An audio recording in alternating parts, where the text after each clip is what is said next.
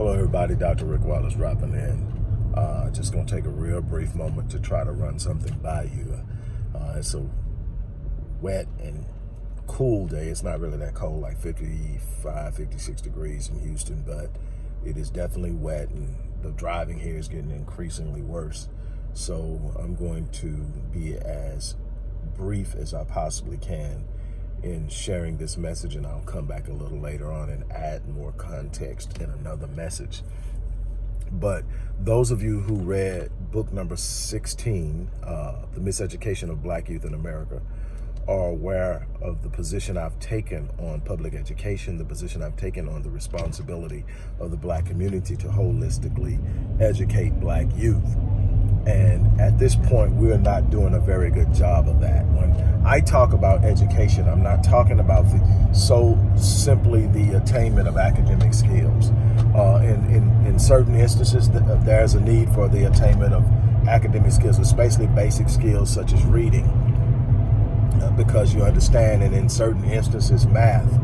But what we need to focus on is what I call holistic education. It's the truth and the pure nature of educating a person.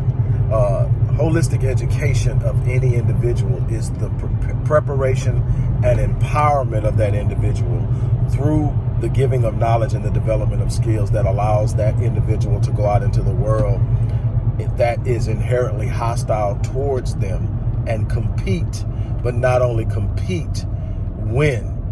And that means we need to teach our children who they are. We need to be in a situation where we're able to discover the natural gifting of our children so that we can teach them and develop them based off of their gifts, based off of what they're naturally good at, based off of what they can use to serve others and earn a living doing it, and being passionate and build together.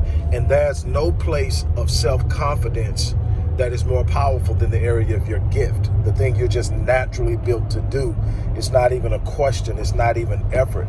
It's just, I get up every day and I do it. But we don't teach kids in public education along the lines of gifts.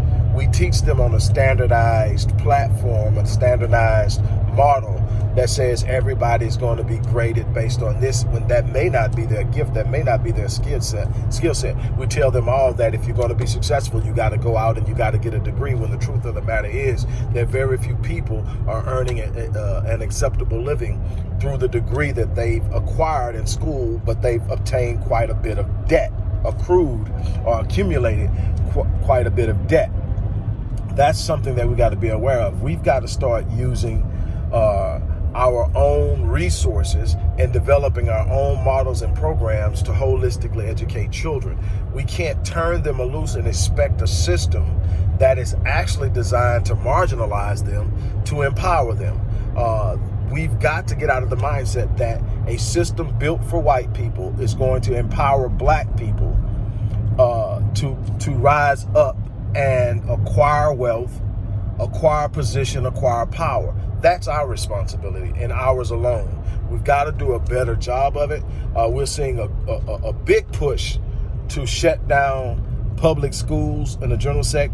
There's a big rise in charter schools, which is going to ultimately transition into a rise and predominance of privatization of education. And our children are going to be left out completely because we won't have the infrastructure or the capacity to educate them and get them ready.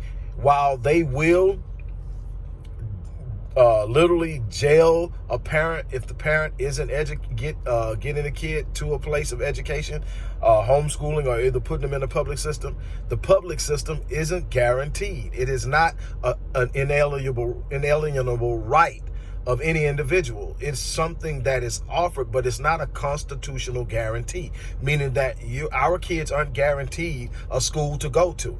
And we are fastly and rapidly approaching where charter schools are replacing the average school, and then charter schools are going to select and handpick the cream of the crop, which leaves children who are on the marginal edge or below without a place to go.